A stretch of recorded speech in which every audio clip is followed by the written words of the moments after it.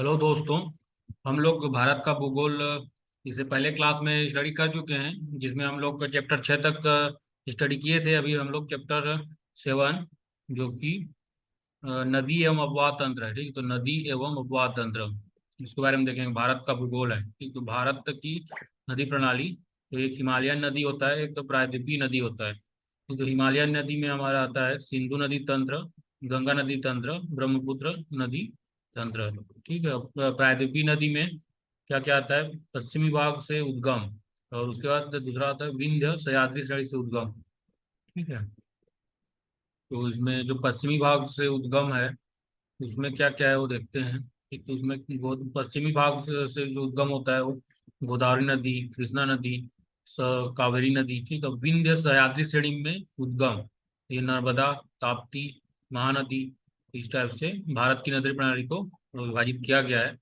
अब यहाँ पे सिंधु नदी अपवाह तंत्र के बारे में देखते हैं। ठीक है, सिंधु नदी जो अपवाह तंत्र है, ठीक है, जो ये सिंधु नदी है, तो उसका उद्गम, उसका मानसरोवर के झील तिब्बत के पठार में। ठीक है, मानसरोवर के झील तिब्बत के पठार में व्यापन कुछ जो है। लंबाई इसका 2900 किलोमीटर, भारत में लंबाई 1114 किलोमीटर है। सबसे बड़ी सहायक नदी है, सबसे बड़ी सहायक नदी चिनाब। अंत में सिंधु से मिलती है। ठीक है, सिंधु में आके मिल जाती है। उसके बाद झेलम, जिसको वितस्ता भी बोलते हैं, लद्दाख में आता है। इसका उद्गम हुआ था जम्मू कश्मीर के वैनाग पर्वत शेषनाग झील से। इसका जो लंबाई है 1180 किलोमीटर होता है। चिनाब, अस्किनी, सिंधु की सबसे बड़ी सहायक नदी। ठीक है, चिनाब जो होता है उसको अस्किनी भी बोलते हैं, सिंधु की सबसे बड़ी सहायक नदी। उद्गम जो होता है बाड़ालाचा दर्रा से, हिमाचल प्रदेश। विसर्जन सिंधु में। ये सहायक नदियों झेलम, जो इसका सहायक नदी है झेलम, रावी एवं सतलज आदि परियोजना, सलाल, बगलीहाल एवं दुलहस्ती आदि। ठीक है, ये इसका इम्पोर्टेंट है, उसको हम लोग देख रहे हैं। तो ये सिंधु नदी अपवाह तंत्र है। उसके बाद इसमें और आ रहा है, तो जैसे कि रावी, परुष्णी, जो उद्गम होता है इसका हिमाचल प्रदेश के रोहतांग दर्रा से। हिमाचल प्रदेश के रोहतांग दर्रा से लंबाई 720 किलोमीटर है। उसके बाद ब्यास नदी, ठीक है, बिपाशा बोलते हैं इसको, उद्गम हिमाचल प्रदेश से में कुल्लू घाटी के रोहतांग दर्रे के समीप ब्यास कुंड। ठीक है, सतलज सतुद्री, सतुद्री बोलते हैं, उद्गम राग सताल झील, राग सताल झील तिब्बत पठार से। एक परियोजनाएं क्या क्या है उसमें? नाप्ता झागरी परियोजना हिमाचल प्रदेश में है, भावड़ा नाकल परियोजना पंजाब में है, हरीके बैराज पंजाब। ठीक है, इस टाइप से हम लोग नदी के बारे में स्टडी कर रहे हैं। यहाँ पे उसका नक्शा भी है। ठीक है, आप देख सकते हो। तो सब है। ठीक है, यहाँ पे झेलम चिनाव है, शेरनाग झील गिरनार पर्वत पर है। ठीक है, यहाँ पे दिया हुआ है। सतलज, सतलज है, ब्यास है, चिनाव, सिंधु नदी। ठीक है, यहाँ पे रावी नदी है, गिलगित, स्वात, काबुल, कुर्रम, ये विदेशी है। तो यहाँ पे भारत के नक्शा से हम लोग देख सकते हैं, अरब सागर है। तो आगे और भी जो नदी है इनके बारे में देखते हैं। ठीक है, तो उसके बाद जो है हमारा गंगा नदी अपवाह तंत्र। ठीक है, इंपॉर्टेंट होता है। तो इसमें क्या क्या था? गंगा नदी, उसको क्या बोलते हैं? मंदाकिनी। इसका उद्गम हुआ था बृहद हिमालय गंगोत्री ग्लेशियर के गोमुख नामक स्थान से, भागीरथी नाम से जो निकलती है। तो लंबाई 2510 किलोमीटर, भारत की सबसे लंबी नदी। ठीक है, भारत की सबसे लंबी नदी 2510 किलोमीटर, ये गंगा नदी है। और सहायक नदी में क्या है? यमुना, सोन, रामगंगा, शारदा, गोमती, गंडक, कोसी, घाघरा, दामोदर, सुंदरबन। ठीक है, मोहाना है, मोहाना इसका सुंदरबन होता है। ठीक है, गंगा नदी पर पाए जाने वाले डॉल्फिन को राष्ट्रीय जलीय जीव घोषित किया गया है। ठीक है, तो डॉल्फिन पाया जाता है। तो अब उसका जो गंगा की दक्षिणी सहायक नदियाँ, ठीक, तो गंगा की जो सहायक नदियाँ हैं दक्षिणी, तो पहला जो आता है यमुना। ठीक है, उद्गम इसका देखते हैं यमुनोत्री ग्लेशियर बृहद हिमालय के बंदरपुर चोटी में। तो यमुना का यमुनोत्री ग्लेशियर बृहद हिमालय के बंदरपुर चोटी से हुआ है। संगम प्रयाग में गंगा नदी पर। ठीक है, इलाहाबाद जिसको कहते हैं। जो इसकी लंबाई जो होता है 1365 किलोमीटर है। गंगा की सबसे लंबी सहायक नदी यमुना, इसका लंबाई कितना है? 1365 किलोमीटर। यमुना जल विवाद उत्तर प्रदेश, हरियाणा और दिल्ली के बीच में हुआ है। यमुना की सहायक नदियां हैं चंबल। ठीक है, तो उसका जो उद्गम है जाना पादो पहाड़ी, महू जिला इंदौर से, मध्य प्रदेश से 965 किलोमीटर है। ये नदी उत्तर की ओर बहती है। ठीक है, अब उसके बाद जो गंगा की दक्षिण में सहायक नदी में आता है दूसरा दामोदर। ठीक है, दामोदर नदी। तो इसका उद्गम छोटा नागपुर पठार झारखंड से हुआ है। दामोदर नदी को बंगाल का शोक कहा जाता है, ठीक है, इंपॉर्टेंट बन के आता है। दामोदर नदी को बंगाल का शोक कहा जाता है, ठीक है। भारत की सबसे बड़ी नदी अपवाह तंत्र है गंगा नदी अपवाह तंत्र, भारत की सबसे बड़ी नदी बेसिन भी है। तो ये सब को याद रखना, ठीक है। अब अगला आता है गंगा नदी अपवाह तंत्र हो गया, ठीक है। उसके बाद गंगा की मतलब दक्षिणी वाले जो हो गया, अब गंगा की उत्तरी सहायक नदी उसके बारे में देखते हैं। ये तो गंगा की उत्तरी सहायक नदी में कोसी, बागमती, गंडक, घाघरा, गोमती, रामगंगा। ये तो कोसी नदी यहाँ पे है। एक उद्गम जो होता है वृहद हिमालय गोसाई धाम चोटी से। परियोजना इसमें कोसी परियोजना नेपाल, ठीक है। तो कोसी नदी को बिहार का शोक कहा जाता है। सबसे इजी क्वेश्चन है, बार बार आ भी सकते हैं। तो बिहार का शोक कोसी नदी स्थान परिवर्तन के लिए कुख्यात है, इसके कारण बिहार में बाढ़ आ जाता है, ठीक है। बाढ़ आता है इसका। तो गंगा अपवाह तंत्र, ठीक, गंगा अपवाह तंत्र ये सब है इसका। गंगोत्री ग्लेशियर, ठीक है, नवप्रयाग, गंगा नदी है, इलाहाबाद, ठीक है, बेतवा, चंबल, कोसी, ठीक है। ये इस टाइप से आप लोग देख सकते हो इसमें। ये गंगा सागर, यहाँ पे गंगा सागर है, ठीक है, गंगा सागर।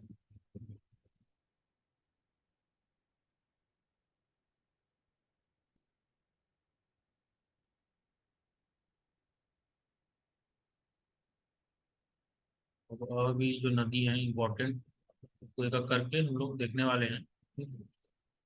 और इसके बाद तक जो नेक्स्ट हमारा आता है ब्रह्मपुत्र अपवाह तंत्र, ठीक है। गंगा नदी अपवाह तंत्र हो गया। अब ब्रह्मपुत्र अपवाह तंत्र में पहला तो ब्रह्मपुत्र नदी, इसका उद्गम कहाँ से, मानसरोवर झील तिब्बत के पठार से होता है, ठीक है। मानसरोवर झील तिब्बत के पठार 2880 किलोमीटर, बहुत लंबा होता है, लंबाई 2880 किलोमीटर। सहायक नदियां हैं लोहित, दिबांग, तीस्ता और नोआ, ठीक है। विश्व का सबसे बड़ा नदी द्वीप, ठीक है, माजुली द्वीप असम में बनाती है, ठीक है। माजुली द्वीप विश्व का सबसे बड़ा नदी द्वीप, ठीक है। सर्वाधिक जल अपवाहित करने वाला नदी है, ठीक है, ब्रह्म नदी, ब्रह्मपुत्र नदी, ठीक है। अब इसमें इसका जो नक्शा है वो देख लो। सांको नदी तिब्बत में, नाम चाबर व पर्वत, दिबांग, लोहित, दिहांग, मानस, ब्रह्मपुत्र नदी, साकोस, तीस्ता, ठीक है, जमुना, बराक नदी, सुंदर, उनका डेल्टा, मेघना, ठीक है। ये असम का आता है, असम का क्षेत्र है, ठीक है। ये ब्रह्मपुत्र नदी असम। उसके बाद ये थोड़ा देखते हैं, ठीक, तो अरब सागर या पश्चिम में गिरने वाली नदियां, अरब सागर या पश्चिम में गिरने वाली नदियां, तो उसमें आता है ताप्ती। इसका उद्गम देखते हैं तो मुल्ताई पहाड़ी, जिला बैतूल सतपुरा पहाड़ी मध्य प्रदेश से निकलती है, लंबाई 724 किलोमीटर है, ठीक है। तो अब नर्मदा नदी के बारे में देखते हैं, ठीक है। तो नर्मदा, जो नर्मदा है, तो मैकल श्रेणी के भाग अमरकंटक से होती है, ठीक है। मैकल श्रेणी के भाग अमरकंटक से होती है, 1312 किलोमीटर। नर्मदा नदी डेल्टा का निर्माण नहीं करती है, जबकि ज्वारनमुख एस्चुरी बनाती है, ठीक है, ज्वारनमुख एस्चुरी बनाती है। नर्मदा नदी विंध्याचल और सतपुड़ा पर्वत के बीच बहती है। इंदिरा सागर बांध नर्मदा नदी पर स्थित है, ठीक है। इंदिरा सागर बांध, ठीक है, डैम नर्मदा नदी पर स्थित है।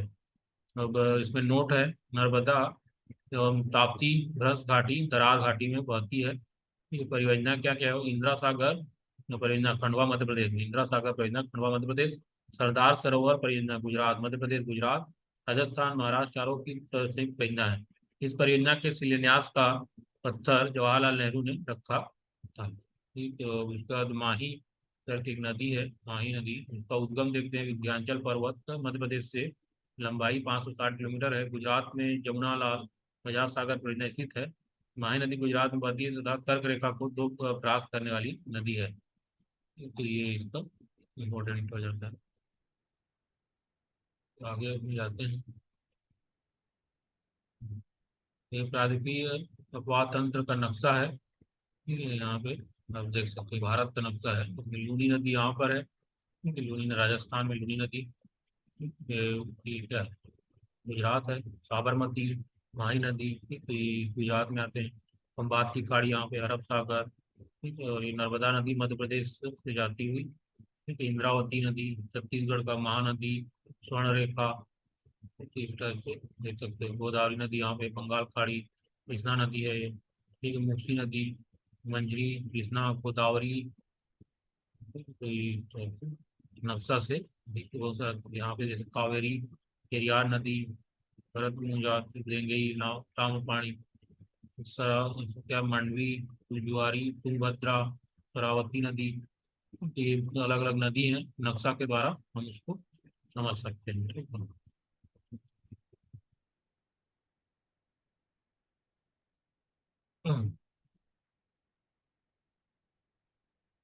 ठीक है, बंगाल की खाड़ी में गिरने वाली नदियाँ।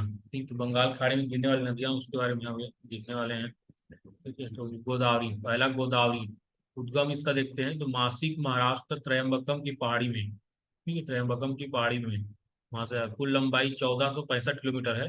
गोदावरी की 1465 किलोमीटर। दक्षिण की गंगा के नाम से जाना जाता है, ठीक, दक्षिण की गंगा गोदावरी। उसका कृष्णा नदी जो है महाबलेश्वर की पहाड़ी, महाराष्ट्र से इसका उद्गम होता है। लंबाई 1400 किलोमीटर है। ये कहाँ का, तुंगभद्रा, भीमा, कोयना, मूसी, हैदराबाद स्थित है। सहायक नदी है, ठीक, तो ये सब प्रवाह क्षेत्र है। ब्रह्मागिरी की पहाड़ी, कर्नाटक में। तो यहाँ से इसका जो सहायक है, उसका इम्पोर्टेंट जो नदी है कावेरी, इसके बारे में देखते हैं। यहाँ पे कावेरी इम्पोर्टेंट एक नदी होता है।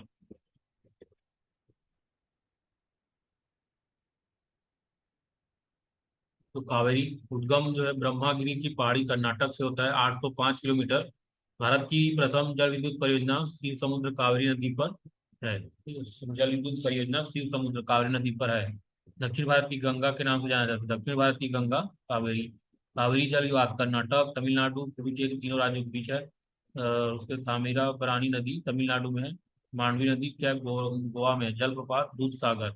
प्रमुख अंतर्राज्यीय नदी जल विवाद, ठीक है, जिसमें जल विवाद जो प्रमुख उसका देख लेते हैं। अलग अलग राज्य के बीच में नदी जल विवाद हो रहा है। तो महादायी नदी, महानदी, नदी जल विवाद, तीन राज्य, ठीक है, तो ये क्या है, महादायी नदी जल विवाद, तीन राज्य, गोवा, कर्नाटक, महाराष्ट्र। गोदावरी नदी जल विवाद, ठीक है, पांच राज्य, आंध्र प्रदेश, कर्नाटक, मध्य प्रदेश, उड़ीसा, महाराष्ट्र। ठीक है, और नर्मदा नदी जल विवाद, चार राज्य, मध्य प्रदेश, गुजरात, राजस्थान, महाराष्ट्र। ठीक है, और महानदी जल विवाद, दो राज्य, छत्तीसगढ़, उड़ीसा। इसका क्वेश्चन चाहे जाता है कि दो राज्य छत्तीसगढ़ उड़ीसा महानदी जल विवाद चल रहा है। नदियों के किनारे बसे प्रमुख शहर, ठीक है, गंगा नदी के किनारे बसा हुआ प्रमुख शहर क्या है, हरिद्वार, पटना, वाराणसी, कानपुर। ठीक है, तो ये सब क्या है, गंगा नदी किनारे बसा हुआ शहर है। और गोदावरी, नासिक, ठीक है, मूसी नदी, हैदराबाद, सिकंदराबाद, कोटा। और सतलज नदी के किनारे में लुधियाना। यमुना नदी, दिल्ली, मथुरा, आगरा। ठीक है, सरयू नदी, अयोध्या। ये प्रमुख शहर है नदी के किनारे, ठीक है, बसा हुआ प्रमुख शहर। कंप्लीट हो गया है, आगे बढ़ते हैं।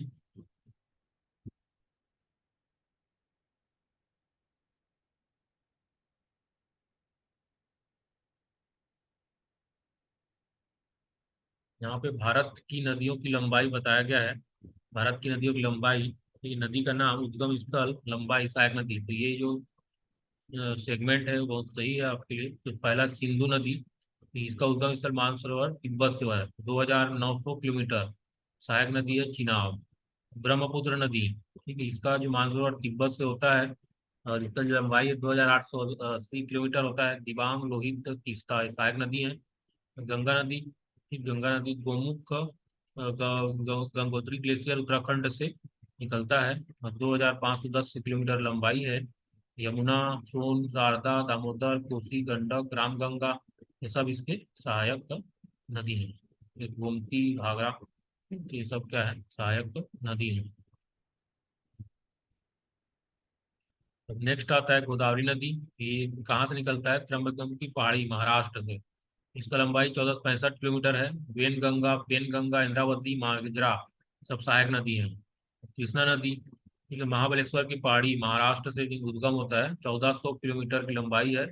तुंगभद्रा, भीमा, कोयना, मूसी, ये सब क्या है, उसको सहायक नदी। यमुना नदी, ये यमुनोत्री ग्लेशियर से निकलती है, बंदर चोटी से, उत्तराखंड आता है। इसका लंबाई 1365 किलोमीटर है। चंबल, बनास, सिंधु, बेतवा, केन, ये सब क्या है, सहायक नदी है। उसके बाद अगला जो इम्पोर्टेंट नदी है, नर्मदा नदी, ठीक, इसका उद्गम होता है अमरकंटक, मध्य प्रदेश से। इसका लंबाई होता है 1312 किलोमीटर। और उसका सहायक नदी दूध, तवा और हिरन। ठीक है, उसका बाद महानदी जो कि इम्पोर्टेंट बहुत ज़्यादा है, इसका सियाव पर्वत धमतरी छत्तीसगढ़ से इसका उद्गम होता है। लगभग 858 किलोमीटर है। शिवनाथ, दूध नदी, सिलियारी, 858 किलोमीटर, ये सब चीज से क्या है, सहायक नदी है। तो अगला क्या है, कावेरी नदी। इसका उद्गम होता है ब्रह्मगिरी पहाड़ी कर्नाटक से, 805 किलोमीटर की लंबाई है। सिमसा, हिमावती, भवानी, सब क्या है, इसका सहायक नदी है।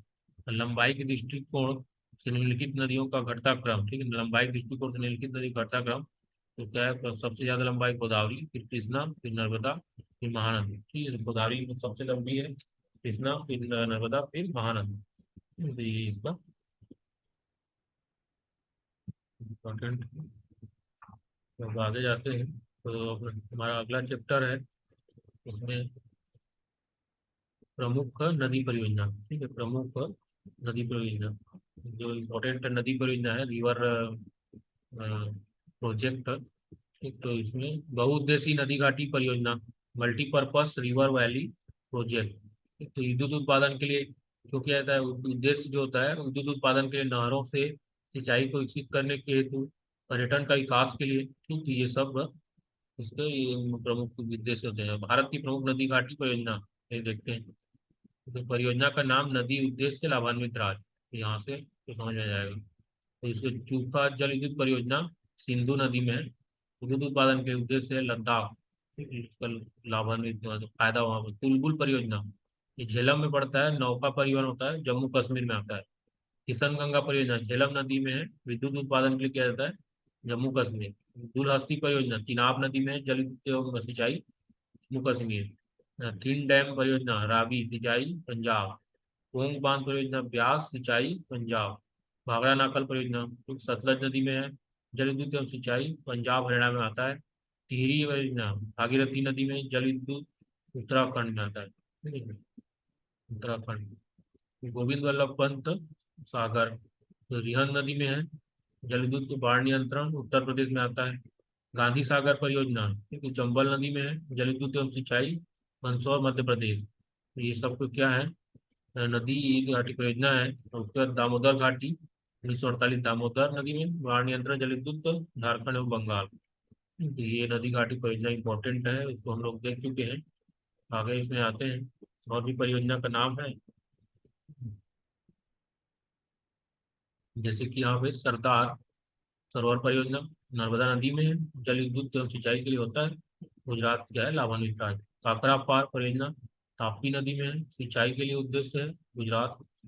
और जायकवाड़ी परियोजना गोदावरी नदी में आता है, सिंचाई के लिए, महाराष्ट्र में आता है। अलमाटी परियोजना कृष्णा नदी में है, जल विद्युत एवं सिंचाई आंध्र प्रदेश में है। मैटूर परियोजना कावेरी नदी में है, जल विद्युत एवं सिंचाई तमिलनाडु में आता है। इडुक्की परियोजना परियार नदी है, जल विद्युत केरल में है। कोयना परियोजना कोयना नदी में है, जल विद्युत का है, महाराष्ट्र में आता है। ठीक है, इंपॉर्टेंट है, इसका हम लोग यहाँ पे डिस्कस कर चुके हैं। अब इसमें कुछ नोट, इंपॉर्टेंट नोट है, उसके बारे में देखना है। ठीक, तो भूकंप के कारण भारत के गुजरात में अल्लाह बांध निर्मित, अल्लाह बांध निर्मित हुआ था। ठीक है, भूकंप गुजरात में अल्लाह बांध निर्मित हुआ था भूकंप के कारण। इंदिरा गांधी नहर राजस्थान राज्य की जीव रेखा मानी जाती है। ठीक है, इंदिरा गांधी नहर। तो उसके बाद मंगलम सिंचाई परियोजना केरल राज्य में स्थित है। ये सब आ चुके हैं, तो ध्यान रखना है। तो नदी घाटी परियोजना ये हो गया। अगला चैप्टर देखने वाले हैं, अगला चैप्टर है 9वां, भारत की प्रमुख झीलें। हम भारत का भूगोल पढ़ रहे हैं, तो उसमें आ गए हैं भारत की प्रमुख झीलें। ठीक, तो झील, बहुत सारा जो इम्पोर्टेंट झील है उसके बारे में अभी देखने हैं। ठीक, तो यहाँ पे राज्य झील है, विशेष है उसका। तो राज्य जम्मू कश्मीर में कौन कौन से झील है वो देखते हैं। उलर झील, डल झील। ठीक है, इसका विशेष क्या है, भारत में मीठी पानी का सबसे बड़ा झील है। भारत में मीठी पानी का सबसे बड़ा झील उलर झील। ठीक है, उसके बाद उत्तराखंड में जो झील है वो देखते हैं। तो ये भीमताल झील, राक्षसताल झील, और सात ताल झील, तो ये सब झील इंपॉर्टेंट है उत्तराखंड में। और राजस्थान में देखते हैं, तो इसमें राजस्थान में इंपॉर्टेंट जो है सांभर झील, ये आता है बार बार।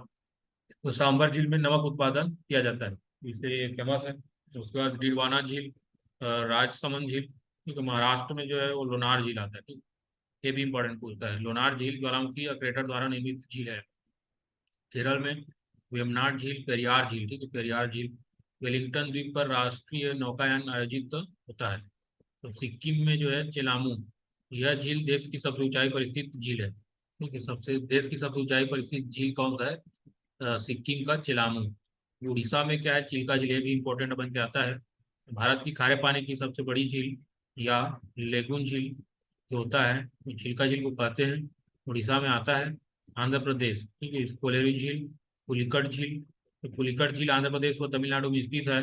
पुलिकट झील के समीप श्रीहरिकोटा द्वीप पर स्थित है। ठीक है, पुलिकट झील के समीप श्रीहरिकोटा द्वीप स्थित है। पुलिकट झील आंध्र प्रदेश व तमिलनाडु में स्थित है। तो इसका इंपॉर्टेंट बन के आता है। यहाँ पे मणिपुर में देखते हैं लोकटक झील, ये भी आता है। मणिपुर लोकटक झील में किबुल लामजाओ तैरता हुआ राष्ट्रीय पार्क स्थित है। ठीक है, तो लोकटक झील में किबुल लामजाओ तैरता हुआ राष्ट्रीय पार्क कहाँ है? लोकटक झील में, मणिपुर में आता है। ठीक है, तो ये इसका इम्पोर्टेंट बन के आ गया। तो अब भारत की जो झील है, प्रमुख झील, उसमें महत्वपूर्ण जो तथ्य हैं उनको हम लोग अभी देखेंगे। क्योंकि महत्वपूर्ण तथ्य है, भारत का सबसे बड़ा झील वो कौन सा है? चिल्का झील। भारत का सबसे खारे पानी का झील, खारे पानी का झील का भी क्या है? चिल्का झील है।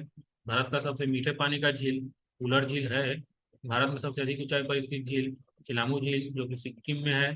तो सबसे बड़ा कृत्रिम झील मानव द्वारा बनाया हुआ गोविंद सागर पंजाब में है। भारत में भूमि के अंदर खारे पानी का सबसे बड़ा झील सांभर झील जो कि राजस्थान में है। तो ये प्रमुख झील बन के आते हैं। तो इनसे ही क्वेश्चन देखने को मिलेंगे। ये तो आई होप आपको समझ में आ रहा होगा। तो अब जो अगला चैप्टर है हमारा भारत का भूगोल का, तो वो है भारत की मिट्टियाँ। तो ये जो है इम्पोर्टेंट बन के आता है, इससे क्वेश्चन देखने को मिल जाएंगे। तो यह यहाँ मिट्टी का विशेष महत्व है। ठीक है, भारत में मिट्टी का विशेष महत्व है। मिट्टी की उत्पत्ति, रंग व संगठन के आधार पर निम्न भागों में बांटा गया है। ठीक, तो मिट्टी को उसके उत्पत्ति, रंग व संगठन के आधार पर बांटा गया है, डिवाइड किया गया है। तो जलोढ़ मिट्टी पहला जो है, जलोढ़ मिट्टी। तो जलोढ़ मिट्टी भारत की सबसे उपजाऊ मिट्टी, एक सबसे उपजाऊ मिट्टी जलोढ़ मिट्टी है। एवं भारत की सर्वाधिक क्षेत्र में पाई जाने वाली मिट्टी है। सर, भारत की सर्वाधिक क्षेत्र में पाई जाने वाली मिट्टी क्या है? जलोढ़ मिट्टी, और यह सबसे उपजाऊ मिट्टी है। भूगर्भ शास्त्रियों के अनुसार जलोढ़ मिट्टी को दो भागों में बांटा गया है। तो पहला खादर, दूसरा बांगर। तो खादर जो होता है, नवीन जलोढ़ मिट्टी को खादर कहा जाता है। ठीक, नया जो नया होता है वो खादर होता है।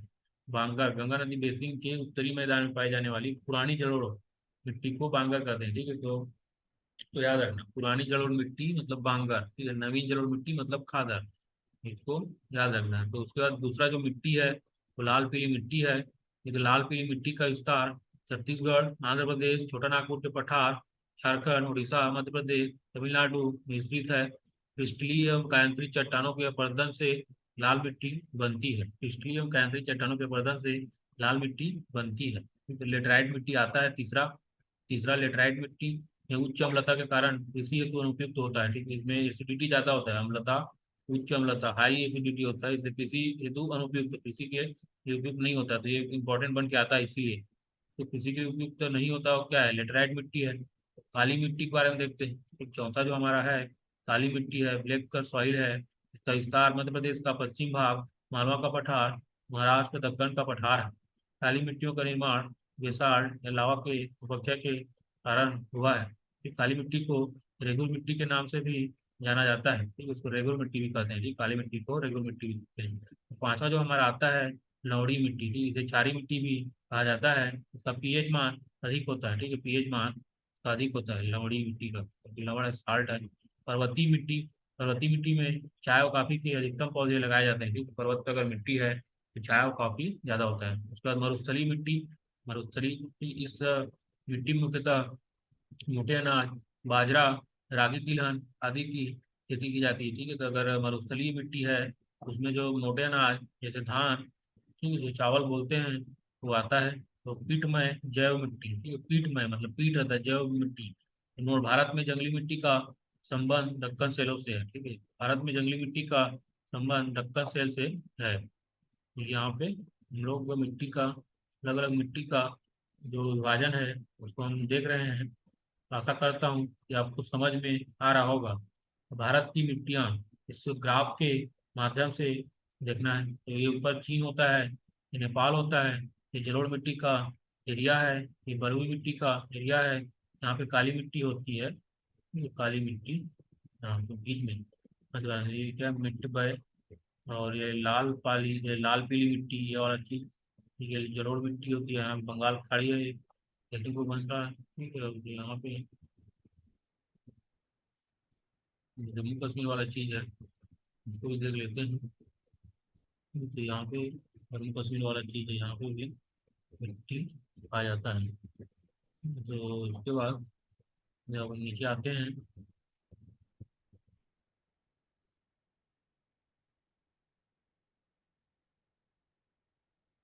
तो बंगाल की खाड़ी हो गया, ठीक है। अब अगला इसमें इम्पोर्टेंट जो है काम का, उसको भी देखना है।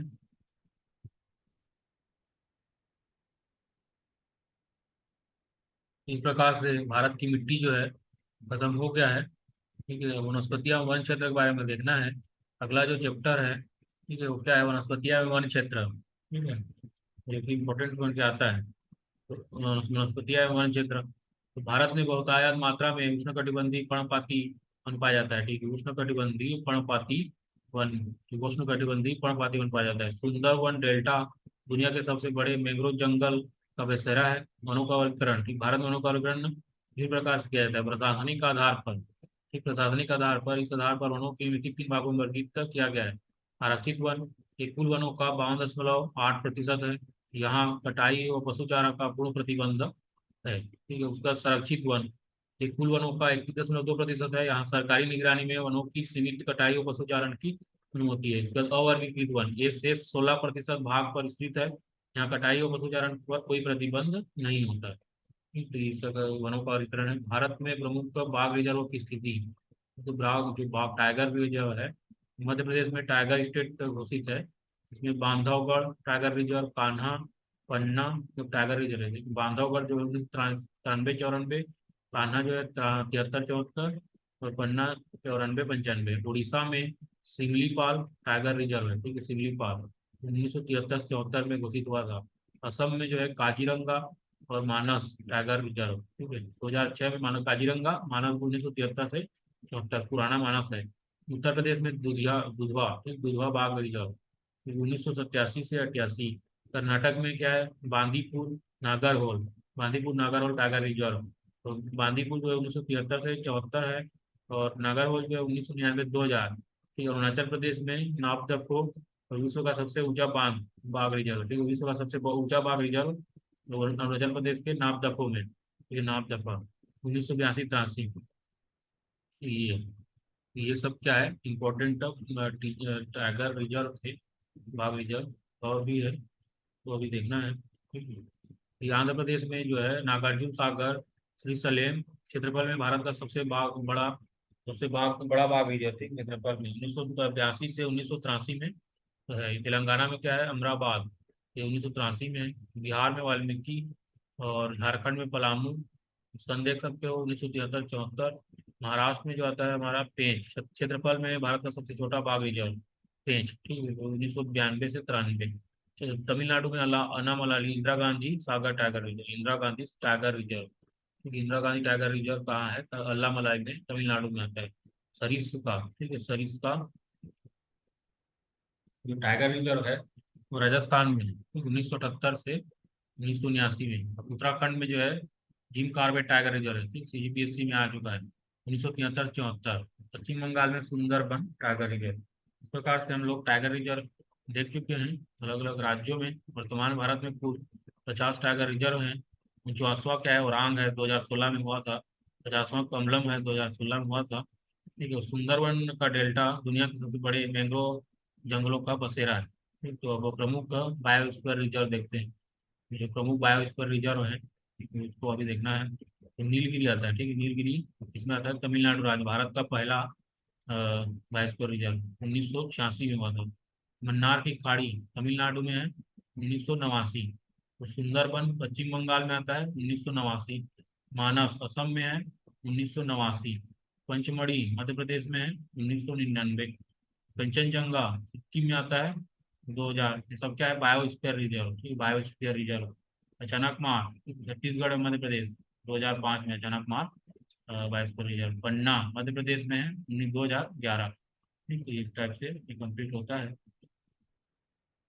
ये वाले चैप्टर में और भी इम्पोर्टेंट बन के आते हैं। तो भारत के जैवमंडल आरक्षित क्षेत्र कुल संख्या 18, ठीक है, 18 जैवमंडल आरक्षित क्षेत्र है। तो इसको देखना है एक बार, इसको जो आप देख सकते हो नक्शा है उसके द्वारा। तो यूनेस्को सूची में शामिल बायोस्फीयर रिजर्व, ठीक है, ये वाला जो चिन्ह है, ये काला वाला, ये सब क्या है, यूनेस्को सूची में शामिल बायोस्फीयर रिजर्व है। ठीक है, ये सब जैसे मनारखाड़ी, अन्नामलाई, ठीक है, नीलगिरी, ये सब क्या है, यूनेस्को सूची में शामिल है। ठीक है, फिर अमरकंटक, अचानकमार, पंचमढ़ी, अम, सुंदरबन, पश्चिम बंगाल का सुंदरबन यूनेस्को द्वारा बताया गया, कंचनजंगा, नंदा देवी, ये सब यूनेस्को में है। नोकरे, पंचमढ़ी, ये यूनेस्को द्वारा घोषित बायोस्फीयर रिजर्व है। और इसमें वन्य जीव विशेष देखना है। ठीक है, भारत का भूगोल हम लोग तो पढ़ रहे हैं। एक वन्य जीव विशेष, ठीक, तो एक ऐसा क्षेत्र है जो केवल जंतुओं के संरक्षण के लिए आरक्षित होता है, संरक्षण स्थली कहलाता है। ठीक है, तो अब इसमें राष्ट्रीय उद्यान या अभ्यारण्य, ठीक है, राज्य वन्य जीव विशेष को बताना है। तो राष्ट्रीय उद्यान अभ्यारण्य के बारे में भी हम लोग पढ़ रहे हैं। तो इसमें किबुल लामजाओ, ठीक है, किबुल लामजाओ क्या है, मणिपुर में है। एंटवर्प एक सिंगी हिरण तैरता हुआ उद्यान है। एंटवर्प एक सिंगी हिरण वन्य विशेष, ठीक है। काजीरंगा जो है असम में, काजीरंगा राष्ट्रीय उद्यान, ठीक है, एक सिंग वाला गैंडा वो हाथी रहता है। सुंदरवन जो है पश्चिम बंगाल में है। रायल बंगाल टाइगर यहाँ मिलते हैं। और उसके बाद खगजेन जोधा, खगजेन जोधा सिक्किम में लाल पांडा के लिए फेमस है। खगजेन जोधा सिमलीपाल उड़ीसा में है, सफेद तेंदुआ के लिए फेमस है। नागरहोल बांदीपुर कर्नाटक में आता है। नागरहोल बांदीपुर हाथी का संरक्षण यहाँ पे होता है, तो ये सीपीसी में आ चुका है। और गिर राष्ट्रीय उद्यान गुजरात में है। गिर राष्ट्रीय उद्यान एशियाटिक शेर के लिए फेमस है। मेरिन पार्क गुजरात में है। जंगली गधा यहाँ पे मिलता है। ठीक है, फिर सलीम अली पक्षी विहार, सलीम अली पक्षी विहार जम्मू कश्मीर में है। ब्लैक नेक्स्ट सारस, जिम कॉर्बेट राष्ट्रीय उद्यान उत्तराखंड में आता है। भारत का प्रथम और सबसे बड़ा राष्ट्रीय उद्यान जिम कॉर्बेट राष्ट्रीय उद्यान।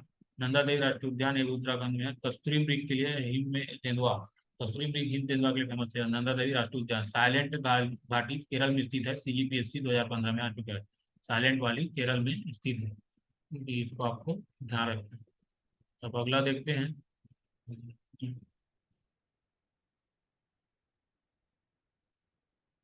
अगला हमारा आता है चैप्टर चैप्टर 12, ठीक, जिसमें हम लोग खनिज संसाधन के बारे में पढ़ने वाले हैं। ठीक है, तो खनिज संसाधन में पहले आता है लोहा।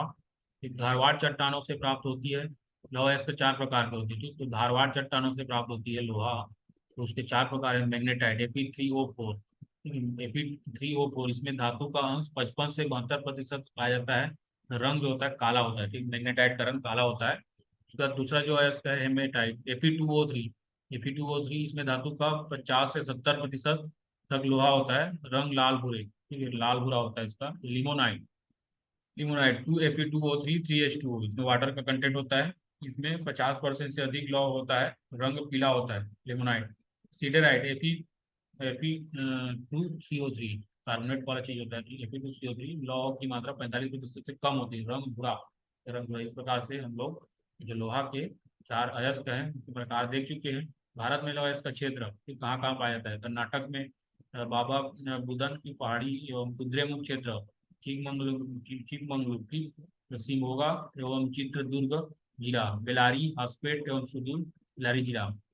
झारखंड में नोआमुंडी, डाल्टनगंज, जामदा, पश्चिम सिंहभूम जिला, गुवाहाटी, उड़ीसा, उसमें क्या उसका बुनाई सुंदरगढ़, गुरु महिसाली, सुलईपत, बादाम पहाड़ी, मयूरभंज जिला, किरूबुई, द्वैझर। सिंहभूम में मैग्नेटाइट प्रकार के लौह अयस्क पाए जाते हैं, ठीक है। सिंहभूम में मैग्नेटाइट प्रकार के लौह अयस्क पाए जाते हैं। सिंहभूम लौह अयस्क के भंडारण में उड़ीसा राज्य प्रथम एवं छत्तीसगढ़ दूसरे स्थान पर स्थित है, ठीक, लौह अयस्क के भंडारण में उड़ीसा पहला है, छत्तीसगढ़ दूसरा।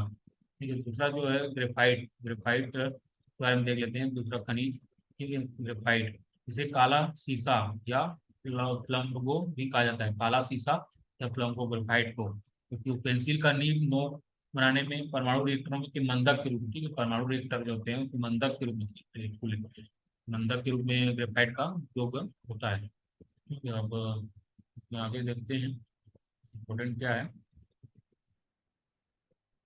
तो उसके बाद अभ्रक, ठीक है, अभ्रक मायका जिसको बोलते हैं मायका। भारत में विश्व के लगभग 90% अभ्रक का उत्पादन होता है। अभ्रक अग्नेय एवं कायांतरित चट्टानों में सीट के रूप में पाया जाता है, सीट के रूप में। ठीक, इसका प्रयोग तापरोधी तथा ताप विद्युत निरोधक पदार्थ के रूप में किया जाता है, जिसका प्रयोग विद्युत तार में कुचालक के तौर पर करते हैं। ठीक, तो राज्य अभ्रक क्षेत्र कहाँ कहाँ पे पाया जाता है, तो आंध्र प्रदेश में अभ्रक पाया जाता है, उसका क्षेत्र क्या है, नेल्लोर, विशाखापट्टनम, इसको मायका भी बोलते हैं, इसका मतलब।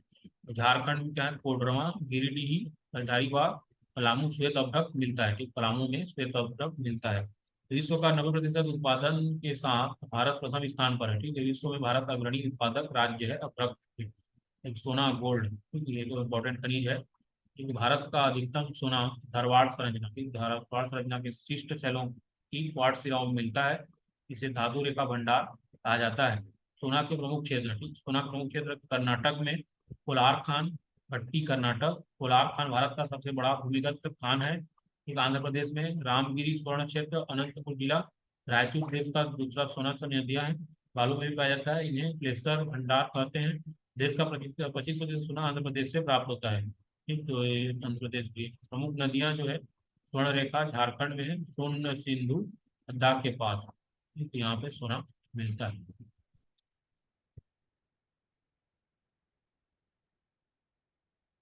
तो हम लोग और भी खनिज है, जैसे कोयला। ठीक है, कोयला जो है इम्पोर्टेंट, कोल। ठीक है, इम्पोर्टेंट कोयला, कोल गोंडवाना सेल क्रम के अवसादी चट्टान से प्राप्त होती है। 1774 में पश्चिम बंगाल के रानीगंज क्षेत्र में कोयले का उत्पादन प्रारंभ हुआ है। इसे मुख्यतः चार प्रकार के होते हैं। ठीक, तो एंथ्रेसाइट, तो कार्बन की मात्रा 90% से अधिक होता है। ठीक है, जिसे जम्मू कश्मीर में थोड़ी मात्रा में पाया जाता है। ठीक है, अब ल्यूमिनस में 70 से 90% के बीच कार्बन की मात्रा। भारत में सर्वाधिक इसी प्रकार का कोयला मिलता है।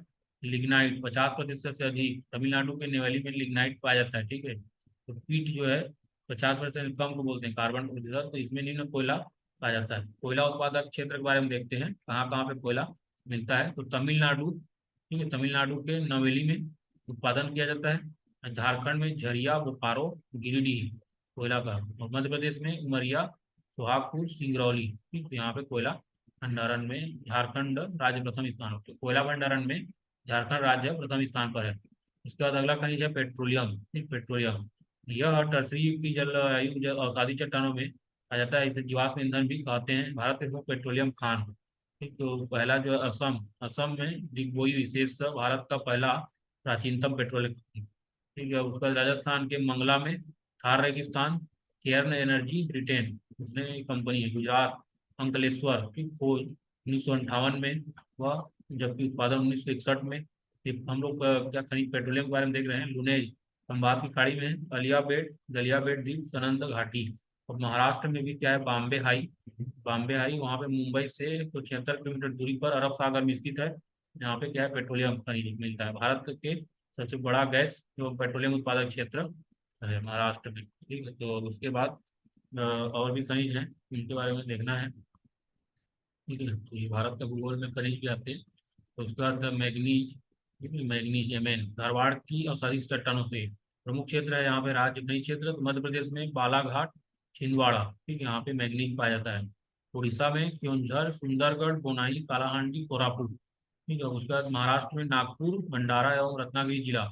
यहाँ पे क्या है, मैग्नीज का खनिज पाया जाता है। शुष्क बैटरी, शुष्क बैटरी, शुष्क बैटरी बनाने, रंग एवं कांच उद्योग में उपयोग किया जाता है मैग्नीज का। शुष्क बैटरी बनाने, रंग, कांच उद्योग में उपयोग किया जाता है। उसका बाद बॉक्साइट, ठीक है, नेक खनिज है बॉक्साइट, एल्यूमिनियम का अयस्क है। ठीक है, एल्यूमिनियम का अयस्क क्या है, बॉक्साइट है। प्रमुख क्षेत्र उड़ीसा जो है, कालाहांडी, संबलपुर तथा कोरापुट जिला, यहाँ पे एल्यूमिनियम है। तमिलनाडु सेलम, शिवराम पहाड़ी, नीलगिरी, यहाँ पे क्या बॉक्साइट का अयस्क है, जो कि एल्यूमिनियम का अयस्क है। भारत में सबसे महत्वपूर्ण खनिज युक्त सेल्स तंत्र धरवार तंत्र है। भारत के दक्षिण पूर्व छोटानागपुर पठार, दंडकारण्य पठार एवं उड़ीसा पठार इसी क्षेत्र में अवस्थित है। इन क्षेत्रों को भारतीय खनिज का हृदय स्थल कहा जाता है। भारत के दक्षिण पूर्व में खनिज संसाधनों का सबसे बड़ा भंडार है। तो उसका हीरा, हीरा के बारे में यहाँ पे देखना है, क्योंकि डायमंड। तो हीरा के प्रमुख उत्पादन क्षेत्र मध्य प्रदेश में पन्ना जिला, वहाँ पर आंध्र प्रदेश में मुनीमा, गुंगू, बंगल, पल्ले, मिश्र, इंडास्म, कुन्नूर जिला। ठीक है, कृष्णा नदी घाटी का रेतीला क्षेत्र। ठीक, तो ये यहाँ पे आता है हीरा का, यहाँ पे उत्पादन होता है। तो भारत का भूगोल हम लोग देख रहे हैं। तो हीरा के बारे में पढ़ चुके हैं। हीरा मध्य प्रदेश पन्ना जिला, आंध्र प्रदेश का मुनीमा, गुगू, बगले, पल्ले, मिश्र, मिंडा, कुन्नू जिला, कृष्णा नदी घाटी का रेतीला क्षेत्र। ठीक, तो ये यहाँ पे खनिज है इम्पोर्टेंट, भारत में पाए जाते हैं। ठीक, और इसके बाद अगला जो है तांबा। ठीक है, कापर, ये भी इम्पोर्टेंट खनिज है कापर। तांबा का उपयोग बिजली के तार, मशीन, रेडियो, टेलीफोन, मिश्र धातु आदि में किया जाता है। तांबा का अयस्क चाल्कोपाइराइट सल्फाइड है। तांबा का अयस्क क्या है? चाल्कोपाइराइट सल्फाइड है। ये तांबा उत्पादन प्रमुख क्षेत्र राजस्थान में खेतड़ी, राजस्थान सिंधु सभ्यता काल से तांबा के लिए प्रसिद्ध है। अलवर, सिरोही, आंध्र प्रदेश में अग्निकुंडाला क्षेत्र, गुंटूर जिला, मेल्लोर में आता है। मध्य प्रदेश मलाजखंड क्षेत्र, बालाघाट जिला, यहाँ पे कॉपर का खनिज मिलता है। झारखंड में सोनामाखी, घाटशिला, सुरदा, पूर्वी सिंहभूम जिला, हजारीबाग। उसके बाद नेक्स्ट हमारा खनिज है चांदी, सिल्वर। ठीक है, इंपॉर्टेंट है। चांदी सामान्यतः जस्ता, सीसा एवं तांबा आदि इसको के साथ मिश्रित रूप में पाई जाती है। देश में 99% चांदी का उत्पादन राजस्थान से हो रहा है। तो ये उत्पादन में एकाधिकार है। ठीक है, मतलब राजस्थान में सबसे ज्यादा चांदी होता है। चांदी क्षेत्र राज्य। ठीक, तो राजस्थान चित्तौड़गढ़, जावर माइंस, खेतड़ी। ठीक, यहाँ पे चांदी का क्या है खनिज मिलता है। कर्नाटक में भी मिलता है, चित्रदुर्ग, बेलारी, हट्टी। तो अगला हमारा जो खनिज है जिप्सम। जिप्सम क्या है? खनिज है। यह अवसादी चट्टानों से प्राप्त होता है, जिसका उपयोग मिलता सीमेंट फैक्ट्री में तथा प्लास्टर ऑफ पेरिस उर्वरक एवं गंधक के निर्माण में होता है। ठीक, उर्वरक गंधक के निर्माण में होता है जिप्सम। जिप्सम का प्रमुख उत्पादक राज्य राजस्थान है। ठीक है, राजस्थान ही है, जिप्सम को ज्यादा मिलता है। प्रमुख उत्पादन केंद्र ठीक राजस्थान, नागौर, बीकानेर, जैसलमेर, बाड़मेर, गंगानगर जिला। ठीक, यहाँ पे क्या होता है? जिप्सम ज्यादा मिलता है। जम्मू कश्मीर में उड़ी, बारामूला, डोंडर जिला। तमिलनाडु में तिरुचिरापल्ली, कोयम्बटूर जिला। यहाँ पे आपको क्या मिलेगा? जिप्सम। ये जिप्सम खनिज के बारे में हम लोग देख रहे हैं। अब उसके बाद अगला जो खनिज है यूरेनियम। यूरेनियम, तो यूरेनियम जो कि इसे मेटल ऑफ होप कहा जाता है। ठीक है, मेटल ऑफ होप यूरेनियम।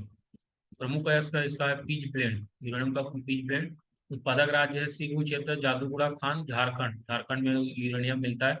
खासी पहाड़ी, महाडस्क, मेघालय।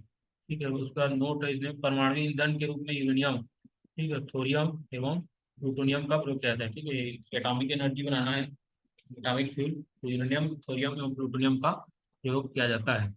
यहाँ पे खनिज जो है कंप्लीट तो हो रहा है। ठीक है, अब उसके बाद अगला जो सेक्टर है उसको भी देखना है। ठीक है, तो इस प्रकार से हम लोग खनिज चैप्टर को कंप्लीट करेंगे। जब खनिज मिल गया तो उसके उद्योग देखेंगे। ठीक है, भारत में उद्योग, खनिज मिल गया तो उद्योग भी देखेंगे। ठीक है, तो भारत का में उद्योग, तो इसलिए खनिज के बाद उद्योग आया है। पंचवर्षीय योजना के आधार पर इस्पात कारखानों का वर्गीकरण। ये तो द्वितीय पंचवर्षीय योजना काल 1956 से 1961, द्वितीय पंचवर्षीय योजना। क्योंकि इस्पात संयंत्र सहयोगी देश, भिलाई इस्पात संयंत्र छत्तीसगढ़ में है, रूस के सहयोग से हुआ था। दुर्गापुर पश्चिम बंगाल इस्पात संयंत्र ब्रिटेन के सहयोग से, दुर्गापुर वाला। ठीक, राउरकेला उड़ीसा में है, जर्मनी के सहयोग से। ठीक, तो दुर्गापुर वाला ब्रिटेन के सहयोग से, राउरकेला वाला जर्मनी के, भिलाई वाला रूस के सहयोग से। बस द्वितीय पंचवर्षीय योजना में। अब तृतीय पंचवर्षीय योजना काल 1961 से 1967 ईस्वी में स्थापित कारखाने, तो बोकारो झारखंड में हुआ था, रूस के सहयोग से हुआ था। चतुर्थ पंचवर्षीय योजना काल में 1969 से 1974 ईस्वी में कारखाने, तो सेलम तमिलनाडु, विजयनगर कर्नाटक, विशाखापट्टनम आंध्र प्रदेश की चतुर्थ पंचवर्षीय योजना। Steel Authority of India SAIL बना। ठीक, तो 24 जनवरी 1973 को स्थापित यह सार्वजनिक क्षेत्र के सभी इस्पात कारखानों का संचालन करता है। भारत विश्व का दूसरे सबसे बड़ा इस्पात उत्पादक देश है। ठीक है, भारत विश्व का दूसरे सबसे बड़ा इस्पात उत्पादक है। ठीक है, इस्पात मतलब स्टील। ठीक है, स्पंज आयरन के उत्पादन में भारत का प्रथम स्थान है। ठीक है, स्पंज आयरन के उत्पादन में भारत का प्रथम है, लेकिन इस्पात बनाने में दूसरा है। ठीक, स्वतंत्रता पूर्व लौह इस्पात कारखाने, तो स्वतंत्रता मतलब इंडिपेंडेंस के पहले जो लौह इस्पात कारखाने थे, 1874 कुल्टी, पश्चिम बंगाल, भारत में स्थापित पहला लौह इस्पात कारखाना। तो भारत में स्थापित पहला लौह इस्पात कारखाना कुल्टी, पश्चिम बंगाल। 1907 में साकची, झारखंड में, यह जमशेद की जी टाटा द्वारा 19 स्थापित किया गया था। 1908 हीरापुर पश्चिम बंगाल। 1923 भद्रावती कर्नाटक। पूर्व में इसका नाम Mysore iron and steel company था, बाद में इसका नाम बदल कर Visvesvaraya iron and steel company कर दिया गया। यह सार्वजनिक क्षेत्र की प्रथम इकाई है। 1937 में बर्नपुर पश्चिम बंगाल। ये सब कुछ क्या है, स्वतंत्रता के पूर्व इस्पात कारखाने हैं। फिर उसके बाद भारत में लौह उद्योग के बारे में देखना है। लौह का इस्पात कारखाने, ठीक है, लौह इस्पात कारखाने भारत के। तो पहला जो है टाटा लौह इस्पात संयंत्र टिस्को 1907 में हुआ था, साक्षी जमशेदपुर झारखंड राज्य में आता है। निजी क्षेत्र का सबसे बड़ा कारखाना है टाटा लौह इस्पात संयंत्र TISCO. Indian oil and steel corporation, ठीक है, इसको 1918। इस उपक्रम के अंतर्गत 3 कारखाने आते हैं, हीरापुर पश्चिम बंगाल, बर्नपुर पश्चिम बंगाल, कुल्टी पश्चिम बंगाल। उसका तीसरा जो कार कंपनी है Visvesvaraya iron and steel company, VISL, ठीक है, 1923 में है भद्रावती में कर्नाटक में आता है Visvesvaraya iron and steel works limited, Visvesvaraya Bhadravati Karnataka, ठीक है। स्थल का सार्वजनिक क्षेत्र का पहला लौह इस्पात कारखाना यह आ चुका है, ठीक है, व्यापक में आया हुआ है Visvesvaraya iron and steel works limited, Bhadravati स्थल में कर्नाटक राज्य में आता है। भिलाई लौह इस्पात संयंत्र 1955 में, भिलाई दुर्ग, ठीक है, 1955 में बना था, छत्तीसगढ़ का है, रूस के सहयोग से स्थापित है।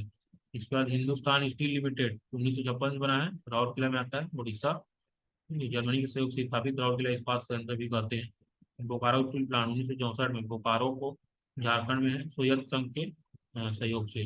इस प्रकार से जो है हम लोग लॉ इस्पात संयंत्र देख चुके हैं। Hindalco Indian aluminium company limited, Hindalco Hindustan aluminium corporation limited, ठीक है, Balco Bharat aluminium company limited, NALCO Madras aluminium company limited, NALCO national aluminium company limited.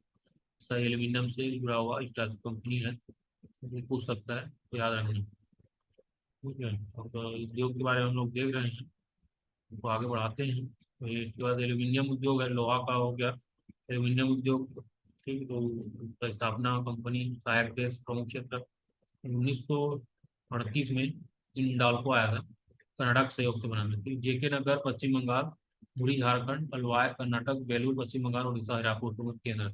1958 Indalco आया था, अमेरिका द्वारा सहयोग से। रेणुकूट उत्तर प्रदेश 1965 में बाल्को आया था, सोवियत संघ रूस, कोरबा छत्तीसगढ़, कोयना महाराष्ट्र, तो इसका बाल्को का है यूनिट। 1965 में माल्को इटली सहयोग से, चेन्नई मेट्रो सालेम तमिलनाडु में आते हैं। 1976 वेदांता, ठीक है, तो जर्मनी के सहयोग से झारसुगुड़ा उड़ीसा में है वेदांता का। 1981 NALCO national aluminium corporation limited, France के सहयोग से, फ्रांस दामनजोड़ी अंगुल उड़ीसा। सूती वस्त्र उद्योग, ठीक, तो एल्यूमिनियम हो गया। सूती वस्त्र उद्योग सूती कपड़ा से, तो सूती वस्त्र उद्योग देश का सबसे प्राचीन व बड़ा उद्योग है। मुंबई को सूती वस्त्र उद्योग की राजधानी के नाम से भी जाना जाता है, जहाँ पर अमेरिकी वस्त्र बनाए जाते हैं। कानपुर को उत्तर भारत का मैनचेस्टर कहा जाता है, ठीक है, कानपुर जो है उसको उत्तर भारत का मैनचेस्टर कहा जाता है। दक्षिण भारत का मैनचेस्टर कोयम्बटूर को कहा जाता है, और दक्षिण भारत का मैनचेस्टर। भारत में सर्वाधिक रोजगार वस्त्र उद्योग प्रदान करता है, ठीक है, वस्त्र उद्योग प्रदान करता है। जूट वस्त्र उद्योग, भारत में जूट उद्योग का प्रथम कारखाना रिसरा कोलकाता पश्चिम बंगाल में 1859 में स्थापित किया गया। जूट उद्योगों का सर्वाधिक संकेंद्रण पश्चिम बंगाल में है। रेशमी वस्त्र उद्योग, ठीक है, रेशमी वस्त्र उद्योग विश्व के रेशम उत्पादन में भारत का दूसरा स्थान है। रेशम का पहला कारखाना 1832 में हावड़ा कलकत्ता प्रारंभ किया गया, ठीक है, यहाँ से। अब सूती वस्त्र उद्योग और रेशमी वस्त्र उद्योग के बारे में देख चुके हो, ठीक है। अब इसमें नक्शा के द्वारा देख सकते हैं भारत एल्यूमिनियम संयंत्र, ठीक है, नक्शा द्वारा। तो भारत एल्यूमिनियम हिंडाल्को वहाँ पे है, भारत का बर्मिंघम, जमशेदपुर को बोलते हैं भारत का बर्मिंघम। ये भारत की भारत एल्यूमिनियम संयंत्र JK नगर हिंडाल्को, नक्शा के द्वारा देख सकते हो, ठीक। तो अब इसके बाद अगला जो है वो देखते हैं, ठीक है।